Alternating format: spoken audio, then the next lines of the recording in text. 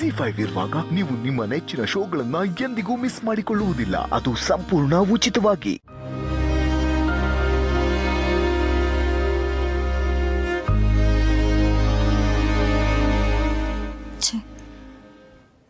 ಇವಳು ಏಜ್ ಜೊತೆ ಮಲ್ಕೋಬಾರ್ದು ಅಂತ ನಾನು ಇವಳ ಜೊತೆ ಮಲ್ಕೊಳಂಗಾಯ್ತು.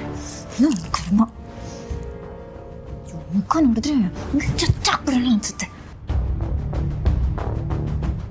ಆದ್ರೆ ಏನ್ ಮಾಡೋದು, ನಮ್ಮ ಮಂತ್ರ ಅಕ್ಕನ ರೂಪ ಇದೆಯಲ್ಲ, ಏನು ಮಾಡೋಕ್ಕಾಗಲ್ಲ. ನೀನಲ್ಲ ಕಣಿ ಮನೆ ಯಜಮಾನಿ, ನಾನೀ ಮನೆ ಯಜಮಾನಿ. ಏಜೆ ನನ್ನ ಗಂಡ, ನಾನು ಅವ್ರ ಹೆಂಡತಿ. ನಾನು ಅವ್ರ ಹೆಂಡತಿ ಅಂತ ಗೊತ್ತಿದ್ರು ನಾಟಕ ಆಡ್ತಿದ್ಯಲ್ಲ, ಬಡ್ಡಿ ಸಮೇತ ಇದನ್ನ ತೀರಿಸ್ಕೊತೀನಿ.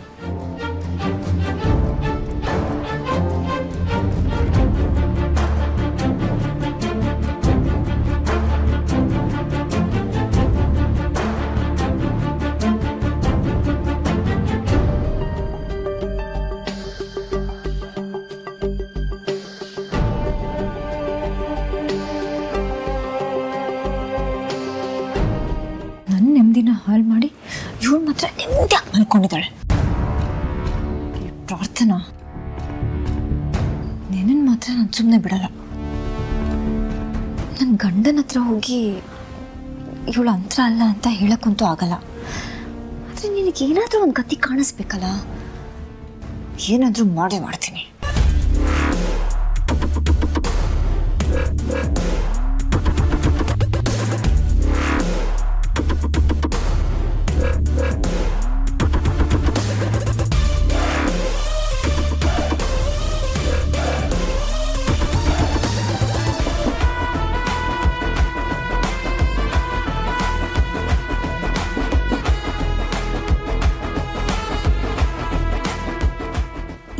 ತಗೊಂಡು ಹಂಗೆ ನಿನ್ನ ಮುಖದ ಮೇಲೆ ಚಚ್ಚಬೇಕು ಅನ್ಸುತ್ತೆ.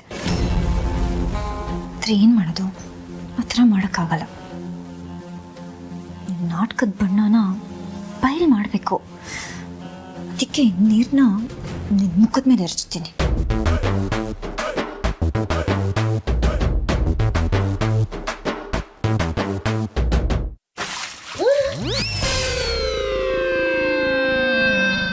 ಲೀಲಾ, ಏನ್ ಮಾಡ್ತಿದ್ಯಾ?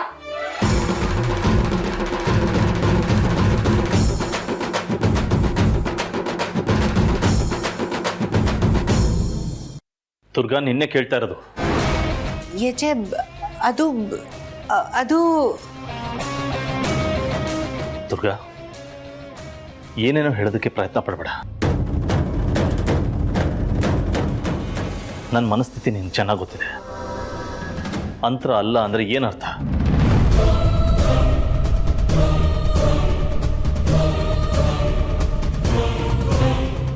ಏಜೆ ಅದು ನಾವೆಲ್ಲ ಸುಮ್ಮನೆ ಕೂತ್ಕೊಂಡು. ಇಷ್ಟೊತ್ತಲ್ಲಿ ಯಾರು ಸುಮ್ಮನೆ ಕೂತ್ಕೊಂಡು ಮಾತಾಡಲ್ಲ ಲಕ್ಷ್ಮಿ. ವಿಷಯನ ಡೈವರ್ಟ್ ಮಾಡಬೇಡಿ. ನನಗೆ ಉತ್ತರ ಬೇಕು. ಅದು ಸರು, ನೀ ಸರಿಯಾಗಿ ಉತ್ತರ ಕೊಡ್ತೀಯ ಅಂತ ಕೇಳ್ತಾ ಇದ್ದೀನಿ. ಏನು ಮಾತಾಡ್ತಾ ಇದ್ರಿ? ನನಗೇನು ಗೊತ್ತಿಲ್ಲ ಏಜೆ. ನಾನು ಅಂತರಾತೆ ಬಗ್ಗೆ ಮಾತಾಡ್ತಿದ್ದೆ ಅಷ್ಟೇ. ದುರ್ಗಾ ಅಕ್ಕನೇ ಅಂತರ ಅಲ್ಲ ಅಂತ ಅಂದಿದ್ದು.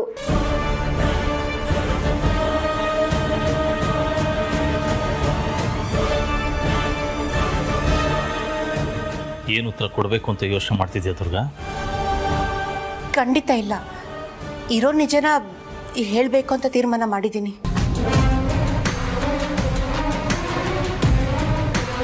ಹೇಳಿ.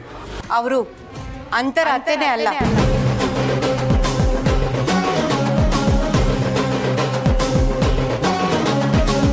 ಅವ್ರು ನಿಮಗೆ ಪ್ರೇಯಸಿಯಾಗಿ ಪರಿಚಯ ಆದ್ರು, ಅಲ್ಲಿಗೆ ನಿಲ್ಲಿಲ್ಲ. ನಿಮ್ಮ ಹೆಂಡತಿಯಾಗೆ ಮನೆ ಕಾಲಿಟ್ಟ ತಕ್ಷಣ ಹೆಂಡತಿ ಸ್ಥಾನದಿಂದ ಸೊಸೆ ಸ್ಥಾನ ತಗೊಂಡ್ರು. ಅಷ್ಟೇ ಅಲ್ಲ, ಈ ನಿಮ್ಮ 3 ಜನ ಸೊಸೆಂದ್ರಿಗೆ ಅತ್ತೆ ಕೂಡ ಆದ್ರು. ಈಗ ಲೀಲಾ ಅವ್ರಿಗೆ ಅಕ್ಕ ಆಗಿದ್ದಾರೆ. ಹೀಗೆ ಒಂದು ಹೆಣ್ಣು ನಾನಾ ಅವತಾರಗಳೆತ್ತಿರ್ಬೇಕಾದ್ರೆ ಅವ್ರನ್ನ ಬರೀ ಅಂತರ ಅಂತ ಕರೆಯಕ್ಕೆ ಸಾಧ್ಯನಾ? ಇಲ್ಲ, ಅವರು ಅಂತರ ಅತ್ತೆ ಅಲ್ವೇ ಅಲ್ಲ, ಒಂದು ಹೆಣ್ಣಿನ ವಿಶ್ವರೂಪ ಅಂತ ಹೇಳಕ್ ಹೊರಟಿದ್ದೆ, ಅಷ್ಟರಲ್ಲಿ ನೀವು ಬಂದ್ರಿ ಅಷ್ಟೇ.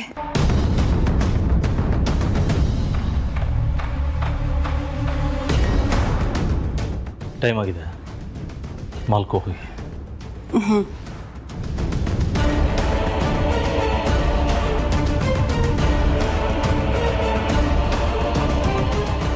ಅಕ್ಕ, ನೀವು ಬೇರೆ ಏನೋ ಹೇಳ್ತಿದ್ರಿ. ಏಜೆ ಮುಂದೆ ನೀವು ಸುಳ್ಳು ಹೇಳಿದ್ರಿ. ತುಂಬ ಎವಿಡೆಂಟಾಗಿ ಕಾಣಿಸ್ತೋದು. ನನಗೆ ಹೇಳಿ ಏನು ಹೇಳ್ತಿದ್ರಿ ಅಂತ. ಟೈಮ್, ಆ ಟೈಮ್ ಅನ್ನೋದಕ್ಕೆ ಟೈಮ್ ಕೊಡಬೇಕು, ಆಗ ನಿಮಗೆ ಎಲ್ಲ ಅರ್ಥ ಆಗುತ್ತೆ.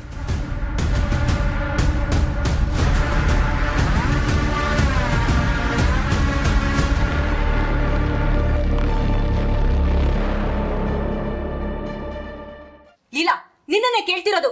ಏನಾಗಿದೆ ನಿನ್ಗೆ? ಬುದ್ಧಿಗಿದ್ಯಾ? ಸಾರಿ ಅಕ್ಕ, ಸಾರಿ, ಐ ಆಮ್ ಎಕ್ಸ್ಟ್ರೀಮ್ಲಿ ಸಾರಿ. ನಂಗೆ ನಿಜವಾಗ್ಲೂ ಗೊತ್ತಾಗಲಿಲ್ಲ. ನಿದ್ದೆಗಣ್ಣಲ್ಲಿ ಹೇಗೆ ನೀರು ಎರಿಸಿದೆ ಅಂತ ನಂಗೆ ನಿಜವಾಗ್ಲೂ ಗೊತ್ತಾಗಲಿಲ್ಲ. ಸಾರಿ ಅಕ್ಕ, ವೆರಿ ವೆರಿ ವೆರಿ ಸಾರಿ. ಅದು ನನಗೆ ಇತ್ತೀಚೆಗೆ ನಿದ್ದೆ ಮಧ್ಯದಲ್ಲಿ ಎದ್ದೇಳೋ ಕಾಯಿಲೆ ಆಗ್ಬಿಟ್ಟಿದೆ ಅಕ್ಕ. ಯಾಕೆ ಈ ಥರ ಆಗ್ತಿದೆ ಅಂತಲೇ ಗೊತ್ತಾಗ್ತಿಲ್ಲ. ಅದು ಯಾವಾಗ ಎದ್ನೋ, ನಾನು ಯಾವಾಗ ಜಗ್ ತಗೊಂಡು ಈ ಜಗ್ ತಗೊಂಡು ನಿಮ್ಮಲ್ಲಿ ಈ ಥರ ಲೀಲಾ. ಅಯ್ಯೋ ಸಾರಿ ಸಾರಿ ಅಕ್ಕ, ಈಗಲೂ ನಾನು ನಿದ್ದೆಗಣ್ಣಲ್ಲಿ ಈ ಥರ ಮಾಡ್ತಿದ್ದೀನಿ ಅಂತ ಅನ್ಕೋಬೇಡಿ. ಎಂತ ಒಳ್ಳೆ ನಿದ್ದೆ ಮಾಡ್ತಿದ್ದೆ, ಎಲ್ಲ ಹಾಳು ಮಾಡ್ಬಿಟ್ಲು.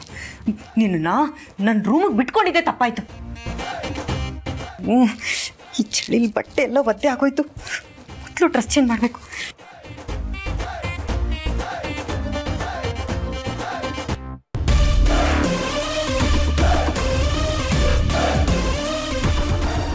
ಏನು, ನೀನು ನನ್ನ ರೂಮಿಗೆ ಬಿಟ್ಕೊಳ್ಳೋದಾ?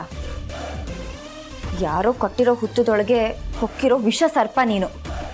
ನಿನ್ನಲ್ಲಿರೋ ವಿಷನ ಕಕ್ಸಿ ನಿನ್ನನ್ನು ಎಲ್ಲಿಗೆ ಸೇರಿಸ್ಬೇಕೋ ಅಲ್ಲಿಗೆ ಸೇರಿಸ್ತೀನಿ. ತುಂಬ ಮೆರೀತಿದ್ದೆ ಅಲ್ವಾ? ನನಗೂ ಟೈಮ್ ಬರುತ್ತೆ ಅಂತ ವೇಟ್ ಮಾಡ್ತಿದ್ದೆ.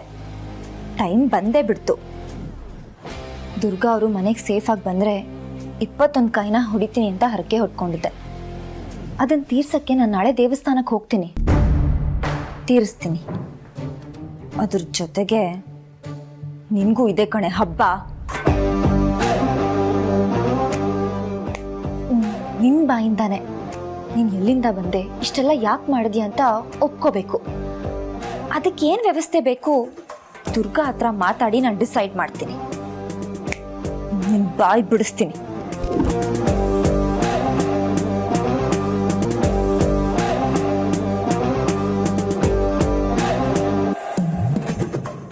ZEE5 ಆಪ್ ಡೌನ್ಲೋಡ್ ಮಾಡಿ ಎಲ್ಲಾ ಸಂಚಿಕೆಗಳನ್ನು ಸಂಪೂರ್ಣ ಉಚಿತವಾಗಿ ನೋಡಿ.